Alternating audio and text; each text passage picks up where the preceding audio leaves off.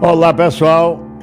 Um abraço para todos vocês que estão aqui, começando os Três Pontos, o melhor programa do rádio e também do YouTube, agora da televisão, viram aí, não é?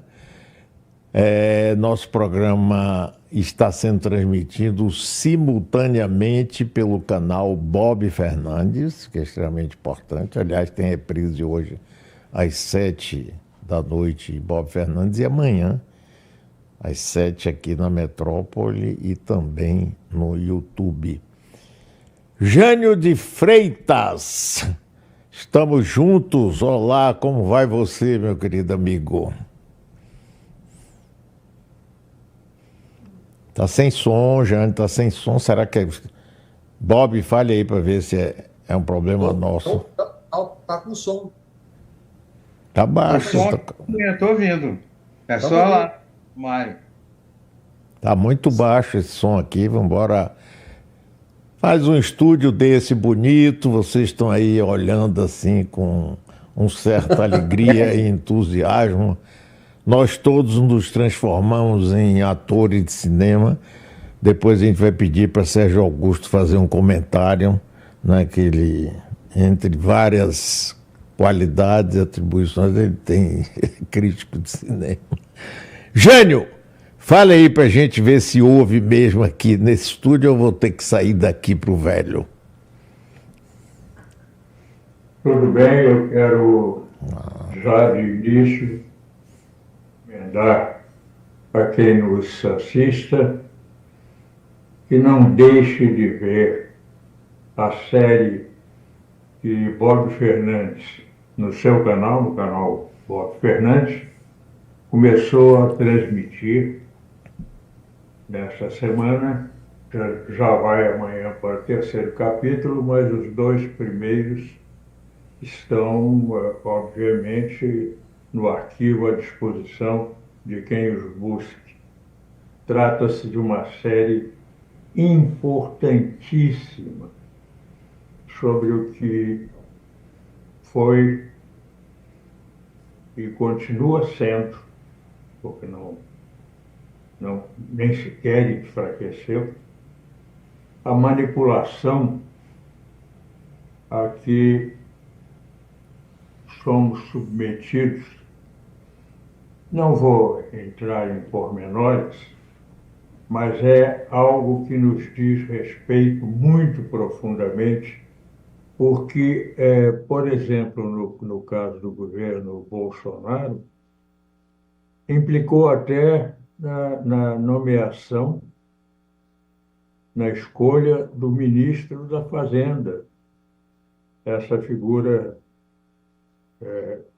sempre poderosa, mas que no governo Bolsonaro foi ainda mais poderosa do que em qualquer circunstância e, sobretudo, muito mais do que se permite que Fernando Haddad, esse sujeito tão competente, tão inteligente,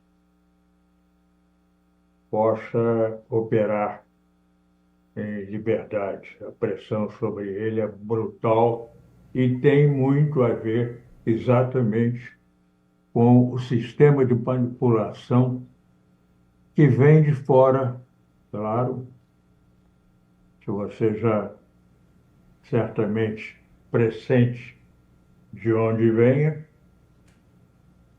e que nos manobra aqui, nos cria todas as dificuldades para fazer o país dar alguns passos à frente.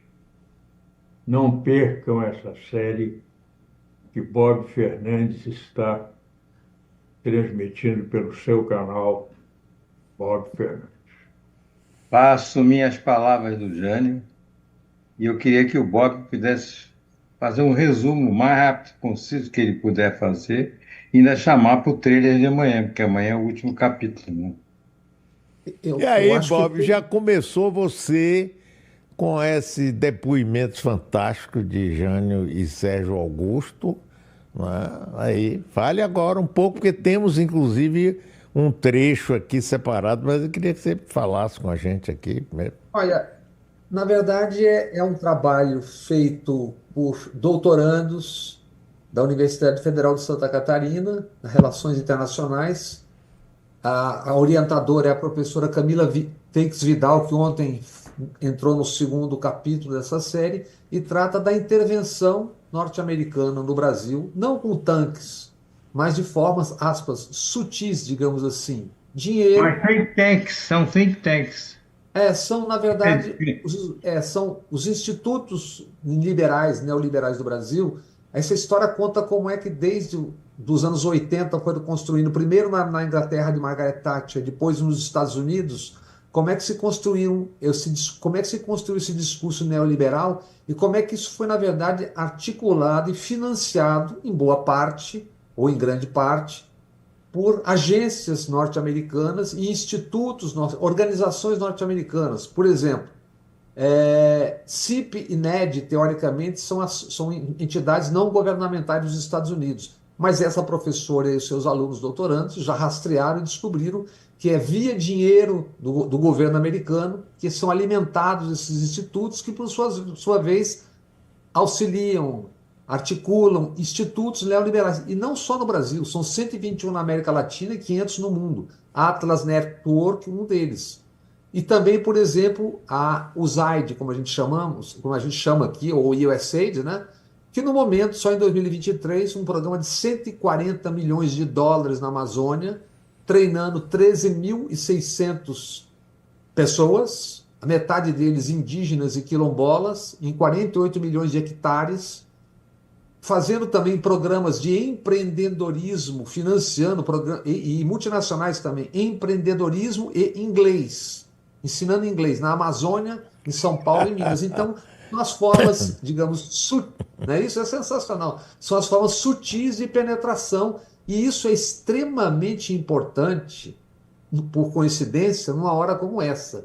E a pergunta que eu faço, meus queridos amigos, é o seguinte: pergunta que deve ser feita ao ministro da Defesa, senhor Múcio, ao comandante do Exército, Tomás Miné Paiva, à presidência da República. Continuarão os exercícios militares com tropas americanas dentro do Brasil, dentro desse cenário agora, com a ameaça que está... Ameaça não, com os gestos e atos de Trump em relação ao Brasil?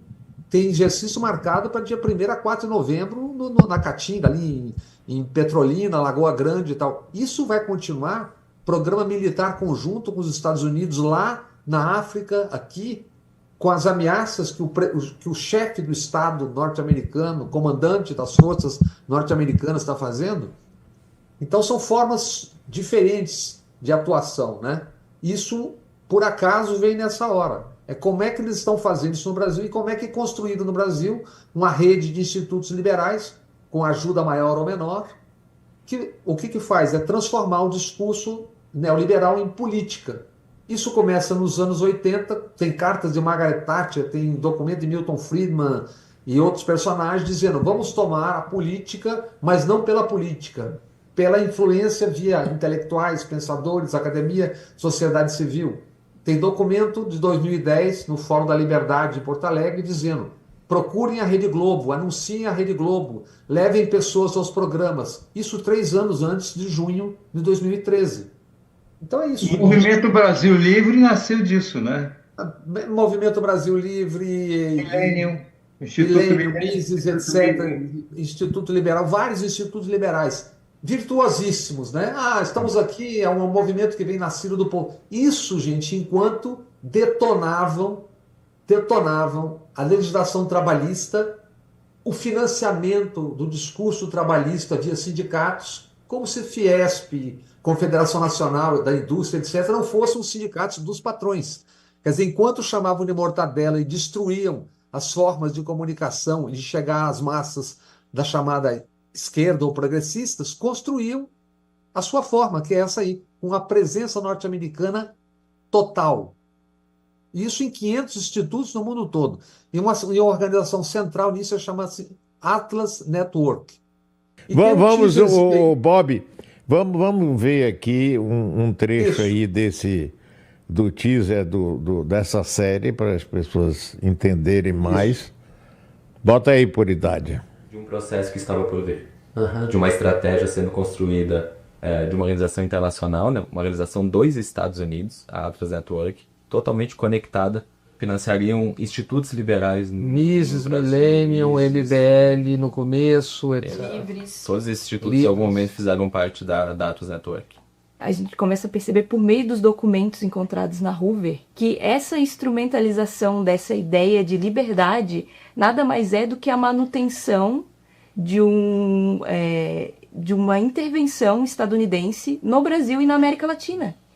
Ela se perpetua não mais por meio de tanques, mas agora por meio da disseminação das ideias, por meio do financiamento de indivíduos que estão tomando o poder. Ela nada mais é do que a implementação de uma estratégia de manutenção do poder dos Estados Unidos na região. Ou diretamente a Atlas ou seus parceiros espalhados pelo mundo e América Latina, especificamente como a gente está tratando, receberam o dinheiro que saiu do governo dos Estados Unidos. Está dentro do orçamento, o financiamento do NED, do CIP, está dentro do orçamento do Estado estadunidense. Esse documento do Fórum da Liberdade ele é um relatório de viagem, né? Então, é uma reunião entre esses membros dentro do Fórum da Liberdade, dentro desse documento, que eles chamam de itens de ação de acompanhamento imediato. Entre em contato com Salim Matar para a possibilidade de arrecadação de fundos, ou seja, financiamento, acompanhar Fábio Osterman sobre os Estudantes for Liberty. E o Fábio Osterman, ele foi um deputado estadual, ele não é mais, já acabou o mandato dele do Rio Grande do Sul. Da utilização das redes para a movimentação de uma ação política. E, além das redes, a campanha nas próprias emissoras, né? Tem um momento do documento que consta o seguinte: campanha educativa sobre os impostos, essa campanha na TV Globo após o evento. Trazer convidados aos programas de emissora para demonstrar a importância da redução da carga tributária e da exibição de informações tributárias nos recibos. Ao mesmo tempo, ali a gente está no segundo mandato do governo Lula e dos itens dessa lista era uma ação coordenada de oposição ao terceiro Plano Nacional de Direitos Humanos. Inclusive, dado o momento, eles falam o seguinte: use o humor crítico em frases simples. Rapaz, olha aí, Jânio, viu? Barra pesada. Olha, por acaso, e um feliz acaso, o Marcelo Lins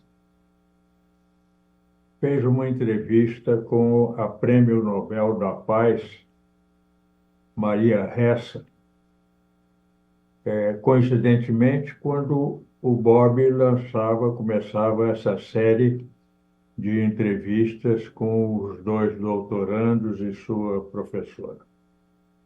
E a Maria Ressa referiu-se muito, ela é filipina, e referiu-se muito à intervenção desse sistema internacional de influências em países em desenvolvimento, subdesenvolvidos, ou como se queira chamar, o atraso em que vivem 3/4 do mundo. E tudo coincide com o que aconteceu e acontece ainda no Brasil, muito claramente agora na reação à reforma de impostos, chamada reforma tributária, ao aumento de impostos do IOF, o Imposto sobre Operações Financeiras. Isso tudo está muito articulado com coisas que vêm não só de trás, como de longe, para determinar os rumos da economia brasileira, da desigualdade, da continuidade deste povo tão desigual em termos econômicos, sociais e políticos. E isso tudo ilustra, torna mais claro o que foi efetivamente a Lava Jato. Porque quem mantinha contato, não sei em que proporção, mas não há a menor dúvida de que esses contatos existiam, até porque foram reconhecidos por ambos. Quem mantinha contato com Sérgio Moro era Paulo Guedes, e Paulo Guedes é um dos fundadores do Instituto Milênio, que Bob citou aí, é parte desse sistema internacional cuja raiz, obviamente, está e não poderia estar em outro lugar senão nos Estados Unidos.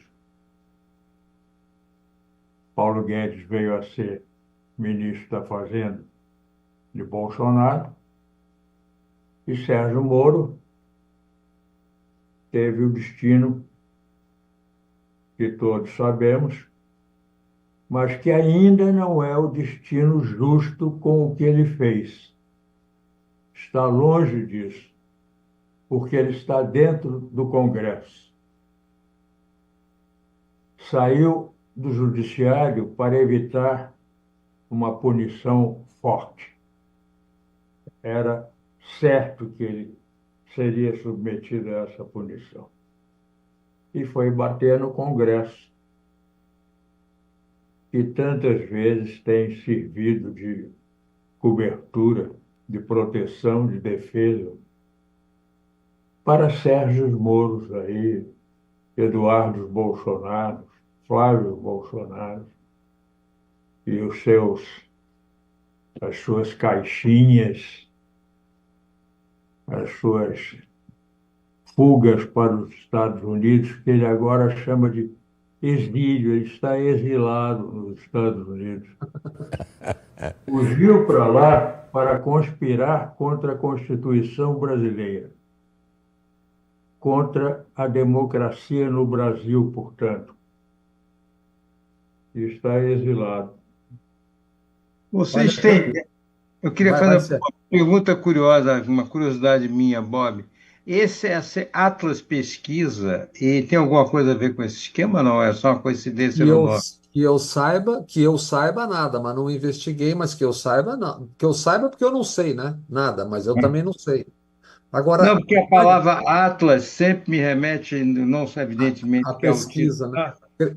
Creio que não, mas é uma boa questão. Personagem do livro da Ayn Rand, que é a grande ideóloga dessa turma, né? Escritora russa. É. E Jânio, Atlas. Jane e Sérgio, o seguinte: 16 personagens desses institutos estiveram no governo do Bolsonaro, no Ministério da Fazenda. A Lei de Liberdade Econômica foi escrita por 14 integrantes desses, aprovada em 2019, escrita por 14 integrantes desses institutos.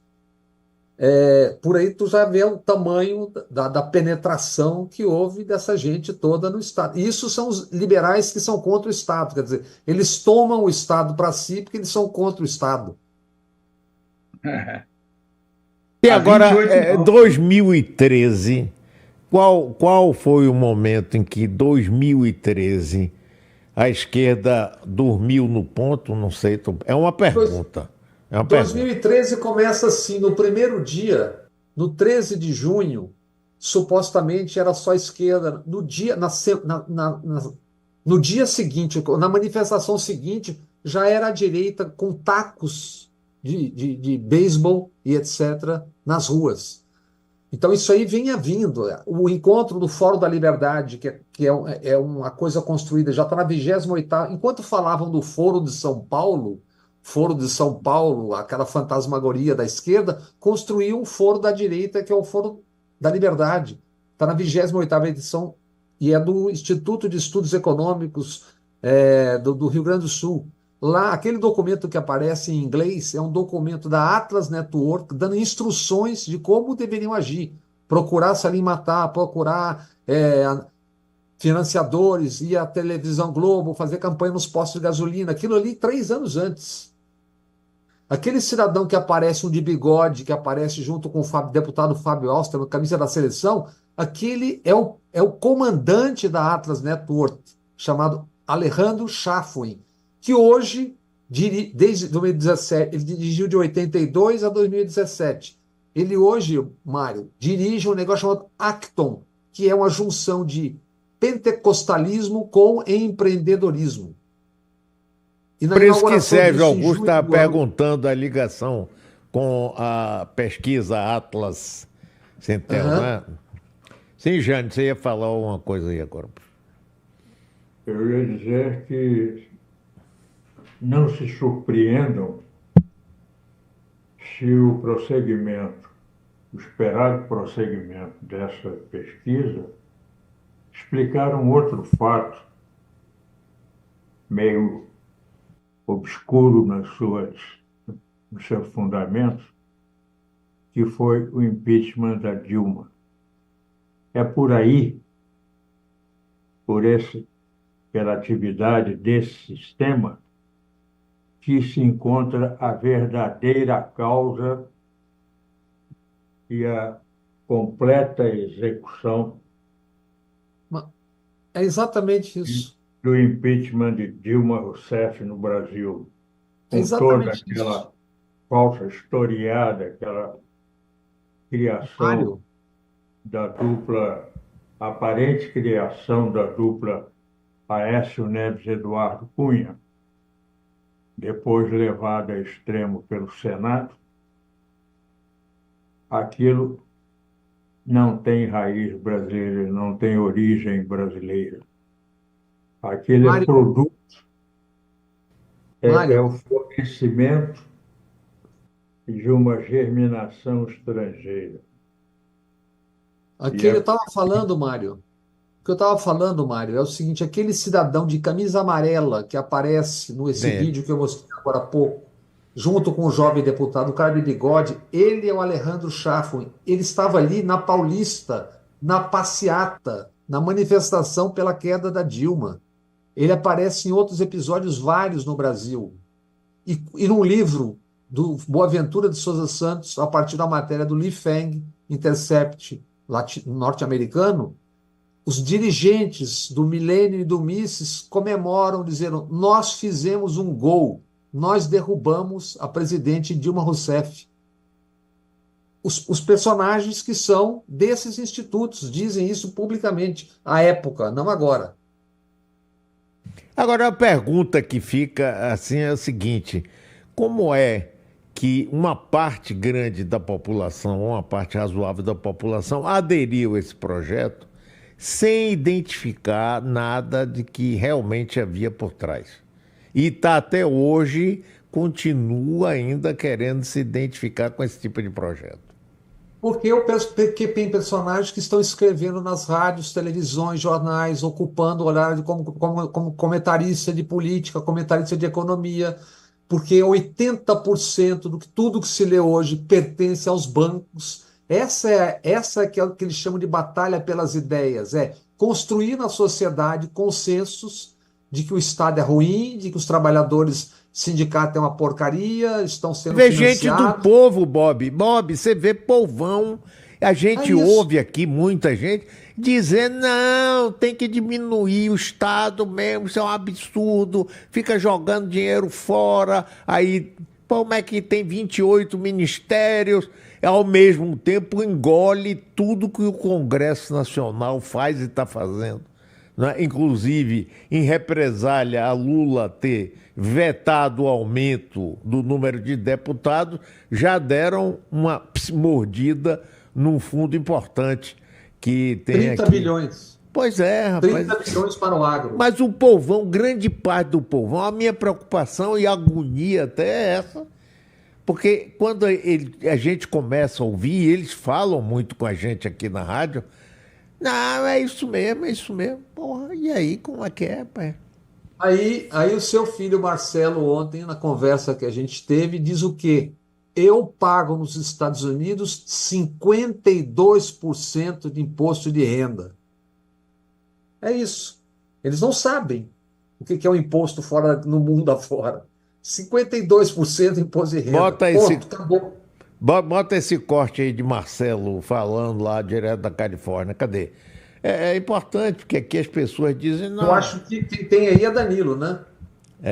tem essa fantasia que o brasileiro paga muito imposto e principalmente se considerar que o dinheiro não volta. Pois eu, Bob, sempre digo aqui, eu pago 52% de imposto para que eu paguei esse ano aqui. É E isso. aqui que não volta, eu não tenho nenhuma ajuda para a saúde. O sistema de saúde aqui não só é caro e, e onde muita gente prefere correr o risco de morrer do que ir para o hospital, porque fala assim, pelo menos eu vou deixar minha casa para meus filhos, eu vou morrer aqui que eu estou sentindo que eu estou tendo um infarto ou algo parecido, eu não vou para o hospital porque eu sei que eu vou perder tudo que eu tenho. Talvez eu morra, mas pelo menos eu deixo minha. Tem essa fantasia. É a fantasia de que no Brasil se paga imposto e o governo não devolve nada, né? O SUS não existe, nada, não vamos entrar nesse detalhe. E nos Estados Unidos você paga muito, mas em compensação você tem o quê, pô? E aí, Jânio e Sérgio? Um engodo, né? Essa história que o Marcelo contou agora, amigos meus também contam, e outros, inclusive, da Europa, onde a assistência, por exemplo, hospitalar é melhor do que nos Estados Unidos. O Fluminense voltou, isso está na internet, inclusive. O Fluminense voltou ganhou lá na Copa do Mundo, tendo chegado até as quartas de final, até a semifinal, 320 e tal milhões de dólares. Deixou no imposto de renda 99 milhões. É isso. Mas pergunto aos torcedores do Fluminense, os que estão na camada mais alta, o que é que eles acham do imposto no Brasil, pelo qual pagam, quando muito, 15% na média. Não passa disso, não, porque aqueles 27,5% descontam tantas coisas. Um amigo meu, falecido, um nome bastante conhecido na advocacia brasileira, eles só viajavam para São Paulo de jatinho alugado. Saía para ele mais barato do que a ponte aérea. Ele ia e voltava de jatinho, porque podia descontar no imposto de renda como despesa de trabalho. Que maravilha! Boa dica. Maravilha mesmo, né? Agora, nesses últimos 7 dias, nós estivemos juntos, tem uma semana. Aconteceram muitas coisas mais, não é? Inclusive, reflexo no governo de Lula, pesquisas, o Congresso Nacional, etc, etc. Que tal a gente entrar nesse balanço desses 7 dias meio indigesto de um lado, mais positivo do outro? E nós descobrimos que o Pix é a nova Petrobras, né? E a rua 25 de março também, pô. Também. Pois É o contencioso. Aquilo é um tremendo contencioso. Vai, Jânio. Não, eu não entendi nada do que vocês falaram, então não tenho. Ele tá pedindo um resumo da ópera dos últimos 7 dias, desde que o Trump mandou a tarifa, etc, etc, etc. Que ela é tarifa ou é sanção? É sanção, é agressão, na verdade. Né? Eu também acho que é mais sanção do que tarifa. Não é uma coisa nem outra, é agressão. Agressão. Mas vamos lá, então? Vamos, Quem começa? aí. Quem começa aí? Começa. Eu queria fazer, então, já que estão me passando a bola, na academia se chama exegese. Eu quero fazer uma autópsia da atuação o candidato à presidência da República, pré-candidato, governador capitão do Biruta de aeroporto, né? A semana inteira. que o Jânio matou na semana passada, logo no início, lembrando, olha, deram um tiro no Lula, acertaram no Tarcísio. Mas só que o Tarcísio entrou na frente da bala, né? Então eu quero fazer aqui uma espécie de autópsia, né? O mundo viu o Trump tentando um golpe em 21. E o Tarcísio, 4 anos depois, sendo candidato a presidente da República, botou o boné golpista, do golpista Trump, dizendo América primeiro, tal, tal. Foi o primeiro erro. Grande erro, porque ali você tem que ter tirocínio político. Qual é o tirocínio político? Qual é a capacidade de antevisão que tem um cara que bota um boné e já tenta acontecer aquilo antes? Trump faz o tarifaço. O Tarcísio acusou o Lula e defendeu o Bolsonaro. Segundo erro. É incrível que é um candidato a presidente que é de São Paulo e não entender para que lado grande parte dos brasileiros ia tender e pender diante de uma agressão como aquela do Trump ao Brasil. Percebido o erro, ele errou de novo. Foi a Brasília para quê? Primeiro, foi pedir ao Supremo Tribunal que liberasse o passaporte do Bolsonaro para ele ir negociar com o Trump o tarifaço. Quer dizer, é um erro de uma brutalidade total. E do Supremo pediu, libera esse cara que está para ser condenado aí. E depois foi ao encarregado de negócios Gabriel Escobar, outro erro, até porque o cara não tinha capacidade nenhuma de definir nada. Seus operadores agora, tentando arrumar o que foi aquilo, seus porta-vozes, estão fazendo o quê? Usando os ataques. E, sim, errou também internamente, porque com isso se indispôs com o Bolsonaro e seus filhos, que acham que estão sendo traídos, porque, como é que você ataca a tarifa, tal, tal, tal. Bolsonaro em 26 é um cadáver político hoje. O que estão fazendo agora ele e seus porta-vozes? Tentando se livrar usando o quê? Os ataques do Eduardo Bolsonaro a ele. Tem um vídeo do Eduardo Bolsonaro aí, Mário, que é uma coisa brutal e impressionante para a gente ver. Se você tiver como pôr aí. Vambora, bota aí. Vamos liberar isso. Eu não falo em nome de nenhuma autoridade. Mas, desse jeito, muito provavelmente o Trump também vai apertar outras alavancas para responder ao Brasil. Que outras alavancas seriam essas? O que você está ouvindo por aqui? Fica à disposição dele, né? Você tem lei Magnitsky, você tem IEPA, você tem congelamento de bens, você tem cancelamento de vistos. Se você olhar, por exemplo, o que o Brasil fez com o que os Estados Unidos, né, acabou fazendo com relação à Rússia, são várias outras medidas, mas sempre no sentido de restringir o acesso ao mercado bancário, ao mercado consumidor norte-americano, ao sistema financeiro global, enfim. O que vai ser, ninguém sabe, porque agora está tudo dependendo, tudo está na mão do Trump, né? Ele puxou para si esse problema. É um agente norte-americano. E aí o que estão fazendo? Aproveitando os porta-vozes com aquela docilidade habitual, aproveitando esses ataques para trocar o chapéu. Tira o boné do Trump e bota o de terrível moderado, o terrível e moderado defensor e adversário do Bolsonaro. Ele se transforma de um cara do boné do Trump num adversário do Bolsonaro, tentando sair da arapuca em que se meteu a semana passada. E aí, Jânio? E aí eu continuo esperando que o Supremo Tribunal Federal tome uma providência, adote uma providência contra as atitudes, contra a finalidade da presença de Eduardo Bolsonaro nos Estados Unidos, porque ele faz lá, e foi lá para isso, uma campanha ostensiva, agressiva, cínica, contra o Supremo Tribunal Federal brasileiro. Portanto, contra a Constituição, contra o sistema jurídico do Brasil. E isso é uma atitude, suponho eu, criminosa.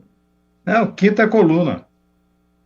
O Alexandre de Moraes, o ministro... Isso exige, isso espera, e nós esperamos, que haja uma providência a respeito. Do contrário, é a concessão de mais um privilégio pelo fato de que se trata de um político eleito, de um congressista Então, o Supremo não se move, à espera de que o próprio Congresso se mova, o que não acontecerá, porque nós já sabemos como é o Congresso atual.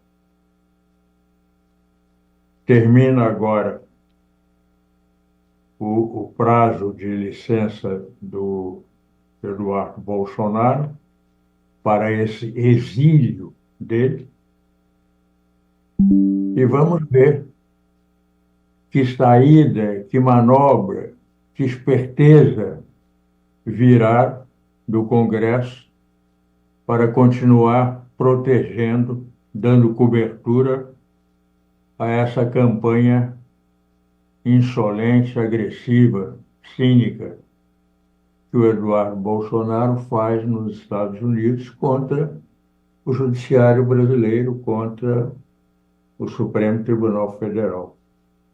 Alguém me falou que pela lei... ou não, por menos que alguém desgoste do Supremo e do sistema judiciário, são partes integrantes do sistema que tenta se transformar em democracia, tenta chegar a ser democracia. E para isso depende que não seja agredido solenemente como faz o Eduardo Bolsonaro no exterior contra as instituições brasileiras. Alguém me disse que pela lei, acho que 14.197, que foi sancionada no governo Bolsonaro, é possível decretar prisão preventiva e extraditar o Eduardo pelo que ele fez de volta para o Brasil. Essa é uma lei originária de um projeto de lei do ex-deputado Hélio Bicudo, nos anos 90. Vocês têm noção disso, não? Não. O que eu sei é que o ministro Alexandre de Moraes prorrogou o inquérito que apura exatamente os atos do Eduardo Bolsonaro. Eu tenho a impressão que ele já está no alvo também. Extradição certamente não ocorrerá, porque o Trump não autorizaria isso, né? Mas eu acho que vai sair alguma punição e não vai demorar muito, não. E a gente podia falar, a propósito disso, gente, da Câmara, de onde tudo isso emana ou deixa de acontecer, do Hugo Mota, o presidente da Câmara. O que vocês acham? Eu acho ótimo. Inclusive, soube que o ambiente lá tá cheio de fantasmas, assim. É isso. Ele tem que chamar Exatamente. aquele pessoal daquele filme. Sobrou um só. Mata Fantasmas, Ghostbusters. É isso. Ele empregou no gabinete 3 pessoas que não tinham como exercer presencialmente os cargos fisicamente, porque lá não estavam em Brasília. Eram chamados funcionários fantasmas. E empregava também, além disso, 5 parentes dos fantasmas, né? Tudo assustador. A Folha de São Paulo relatou isso na terça-feira. Mota, então, descobriu que existiam fantasmas em seu gabinete e foram demitidas 2 das 3 fantasmas. A fisioterapeuta Gabriela Pagides, que atendia em clínicas no Distrito Federal, fisioterapeuta, enquanto recebia no momento R$11,4 mil de salário na Câmara, e a outra é Monique Magno, que ao mesmo tempo é assistente social lá na Prefeitura de João Pessoa, na Paraíba, o que é proibido pelo Legislativo. A Tina, mãe de Gabriela, a mãe da Gabriela, a fisioterapeuta, também já trabalhou com o Mota. Gabriela trabalha com o Hugo Mota desde 1º de junho de 2017 e o salário variou de R$ 1.550 a R$ 16.714. Gabriela é o nome da jovem que o Danilo tem aí no ponto e vai mostrar daqui a pouquinho, uma chamada do site Metrópole que conta essa história, e ela recebeu já no total R$ 807 mil. Mota, do Conselho de Ética, vai responder de alguma forma? Não, porque a truculência e os bandos tomaram conta da Câmara. E agora só para falar um pouco da dinastia, viu, Mário? O Mota descende de uma dinastia em Patos, na Paraíba. O avô paterno, Nabor Vanderlei, foi prefeito entre 1955 e 1959. O pai, Nabor Filho, foi prefeito de Patos da Paraíba de 2005 a 2012 e é atualmente prefeito. A mãe, Francisca Mota, conhecida como Chica Mota, também foi prefeita de Patos.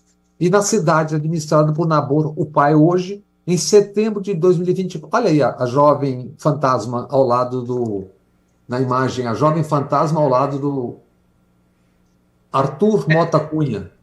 Essa é a que ficou? Essa é a Pagides que foi demitida. Essa é a fisioterapeuta. A que ficou, como se chama? Eu não sei qual que ficou. Duas foram demitidas, eu não sei qual é o nome da que ficou. Pode chamar de Pluft, a fantasminha. É isso. Na cidade administrada por Nabor Pai, em setembro de 24 e abril de 25, Polícia Federal, Ministério Público e CGU fizeram a operação Outside. Em uma dessas fases foi identificada emenda parlamentar enviada por Hugo Mota. O pai não foi o alvo direto da investigação, mas a cidade que ele investiga, sim. A mãe, Chica Mota, foi presa em setembro de 2016 pela PF em operação que investigava fraudes em recursos públicos federais, mais de 11 milhões. Já teve afastamento cautelar da prefeita, então, inquéritos, mas tudo no momento está bem, não teve punição, não teve nada, todo mundo é inocente, etc, etc, etc. Bom, prontuário digno da família Bolsonaro, né? Mas não teve punição, não teve nada, tá tudo certo, tal. Então, supor que dali sairá alguma punição para Zambelli ou para Eduardo Bolsonaro, não sai. Ali é um jogo entre amigos e assemelhados. Mas fica aí uma pergunta, mais uma pergunta. Se esse deputado não sabe sequer o que acontece no gabinete dele, a ponto de haver fantasminhas lá faturando todo mês, há anos, ele as traz às custas dos cofres públicos. Como é que ele pode dirigir a Câmara? Como é que ele pode presidir a Câmara? E o Conselho de Ética? Para quê? Se você emprega fantasmas no seu... Aí a gente tá brincando. Eu estava me lembrando aqui daquela reunião de Bolsonaro ministerial em que o então ministro do Meio Ambiente, vamos aproveitar que a imprensa está tratando de Covid e vamos abrir a porteira. O Congresso Nacional acaba de fazer isso em termos das licenças ambientais. Como é que é isso? Barbaridade. Né? Uma barbaridade. Pois destrói fica tudo, por isso mesmo. Arrebenta tudo. As vésperas da tal da COP. Isso é tudo uma barbaridade. Ou seja, esses caras... O que a população tem que entender, parar com essa história, comunista, essa babaquice, entender o seguinte, esses caras estão trabalhando contra o Brasil, contra o país. Essa legislação ambiental aprovada arrebenta também as cidades, Mário, que libera coisas de interesse econômico, arrebenta tudo. Cidade, interior, meio rural. Tudo. E a população tem que entender. É isso, as pessoas têm que entender que essas pessoas estão trabalhando contra o Brasil. Esquece que é direita e esquerda, os caras estão trabalhando contra o Brasil. É isso que está acontecendo. Tem outro deputado, olha a barbaridade, tem um outro vídeo aí. Olha o que o deputado, que aliás me lembra um personagem, o Eufrazino, do desenho animado, que pela sua pouca inteligência sempre apanhava do coelho Pernalonga, né? Olha o que esse cidadão diz para o deputado e pastor Henrique Vieira. Se tiver um filme que o pastor apanha, eu gostaria de ser o policial que bate. A fala de Vossa Excelência, como deputado, é absurda. Como presidente, neste momento, mais absurda ainda. Isso é violento, isso é ameaçador, isso é desrespeitoso. Isso é um filme, pastor. Seja honesto. Uma característica da extrema-direita é valentia para provocar e covardia para sustentar. Tanto é que quando começa a ser responsabilizada juridicamente, não banca se defender não, foge do país. Falar que é filme é amenizar o absurdo que Vossa Excelência disse. Que eu posso tratar como ódio e que eu posso tratar como ameaça indireta à minha integridade física. Eu debato ideias com firmeza. Nunca ameacei direta ou indiretamente Vossa Excelência. Mário, no começo da fala, ele diz o seguinte... Se isso fosse um filme, eu queria ser o que vai bater no pastor, no deputado. Isso o cara está presidindo a sessão na comissão. Então pode tudo.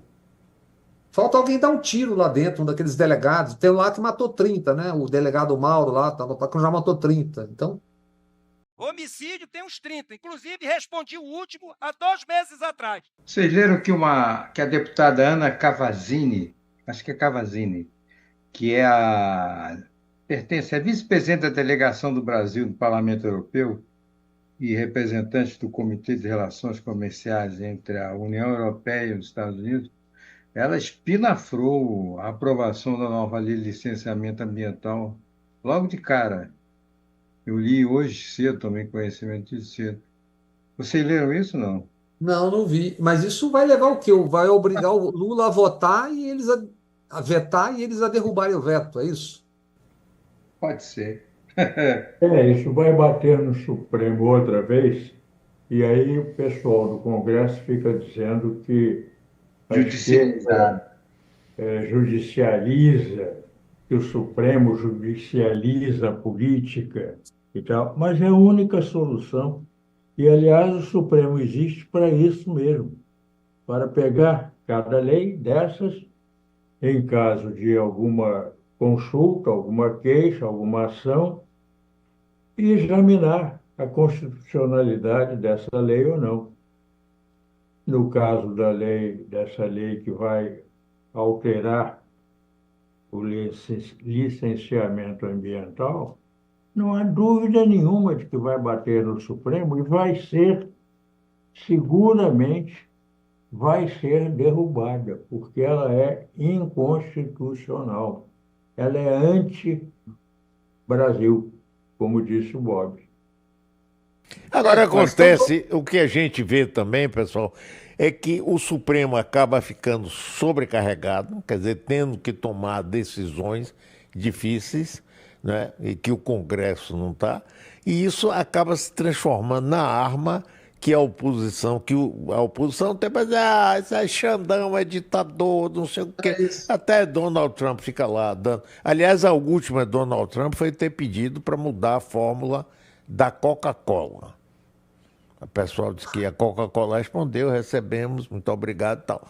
Pô, então fica aquela história, esse Xandão manda em tudo. E eu vejo, inclusive, pessoas, advogados, bem informados, digamos assim, dizendo, não, isso é um absurdo, não é possível, não sei o quê, não sei o quê. Então, sabe? Fica aquela panela, não é? Que, agora, essa coisa que Trump fez acabou ajudando o governo do presidente Lula, inclusive, para dar um início de reversão, né? Espero que seja, não sei, da popularidade dele. Ele vai estar na Bahia hoje de novo. Esse ano já é a 4ª vez, ele vai estar daqui a pouco em Juazeiro, Juazeiro da Bahia. E é isso aí, então fica essa coisa de que é fácil, através da imprensa, inclusive, dizer que é absurdo que esse ministro, e tudo cai no colo dele. Então fica também uma coisa muito carregada em cima de uma pessoa só, né? Você não acha isso? Esse é o jogo, né? Esse claro. É o jogo da extrema-direita. A propósito de Coca-Cola, nós tivemos aqui, como conterrâneo nosso, um sanitarista sensacional, como pessoa, como inteligência, como originalidade, também indigenista, e Noel Núteus. Grande figura. Quando o Noel morreu, nós estávamos decididos a fazer um livro juntos, e eu perdi essa honra e essa oportunidade de me justificar um pouco. Perdi com a morte dele. Mas o Noel, a dada altura, ele tinha a convicção de que Coca-Cola era um produto perigosíssimo, com componentes ameaçadores até para a vida, não só para males físicos, inconveniências físicas. Então ele começou, ele era também funcionário do Ministério da Saúde, Departamento Nacional de Endemias Rurais, como sanitarista, e ele começou a procurar a composição do Coca-Cola.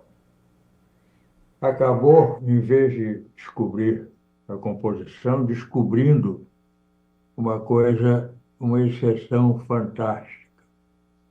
A Coca-Cola não apresentou, nunca precisou apresentar, nunca foi cobrada para apresentar, como é feito com todos os demais produtos alimentícios, a sua composição para receber licença de produção e venda no Brasil. A composição da Coca-Cola era secreta. No Brasil não havia nenhum órgão brasileiro, da administração brasileira, havia algum registro referente à composição da Coca-Cola. Eu li que eles agora querem trocar o xarope de milho que adoça a Coca-Cola pela cana-de-açúcar, pelo açúcar de cana. Foi isso. Mas não, que melhora o sabor. Mas olha, como eles estão atacando o Pix, o Brasil podia atacar a Coca-Cola. O Jânio, na propósito do Núteus, quando ele foi entrevistado pelo Pasquim, o Jaguar perguntou ele a certa altura se existia canibalismo no país, tribos canibais. Aí ele falou, meu filho, ele parou assim, meu filho, no Brasil ninguém come ninguém por via oral. Resposta maravilhosa. Ele era muito engraçado, ele era muito irônico. Ele era maravilhoso. O Noel deixou histórias maravilhosas. Essa é ótima. Agora você sabe, com todos os efeitos colaterais que a Coca-Cola tenha, ela é fundamental para comer um acarajé aqui na Bahia. Total. E não só.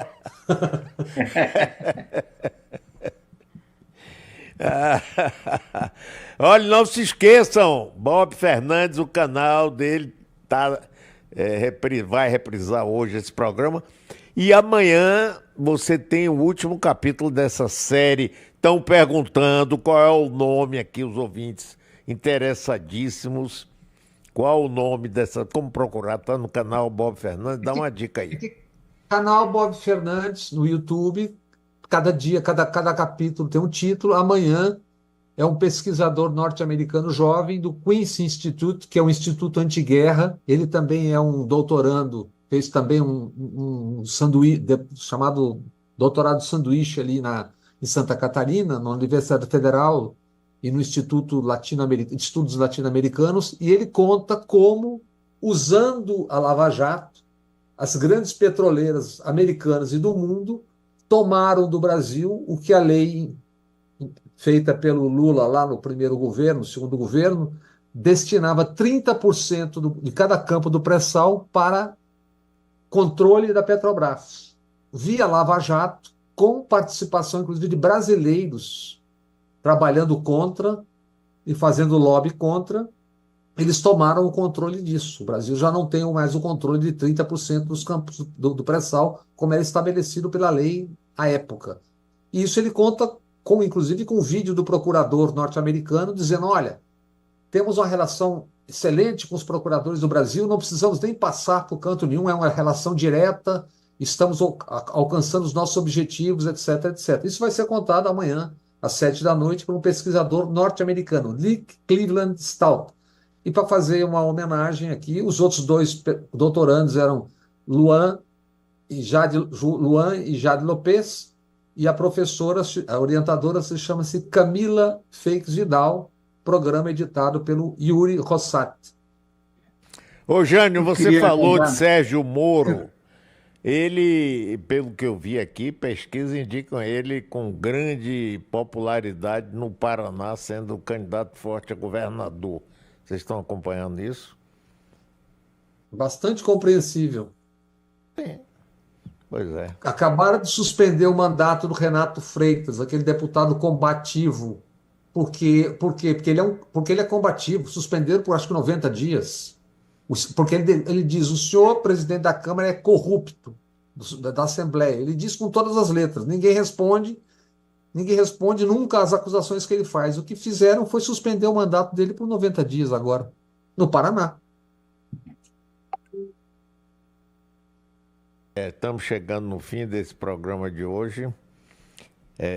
Estaremos hoje sendo reprisados no canal Bob Fernandes e amanhã aqui na Rádio Metrópole, no YouTube da metro1.com.br.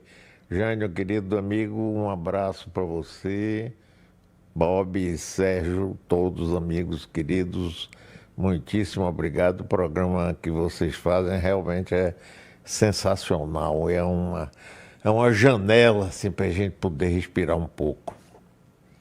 Boa tarde. Um abraço a todos. Muito obrigado. Um abraço, Mário, Sérgio, Jânio e amigas e amigos. Amigas e amigos.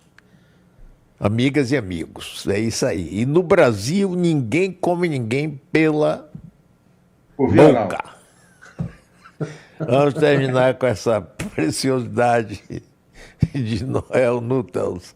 Tchau, pessoal. Abração. Obrigado.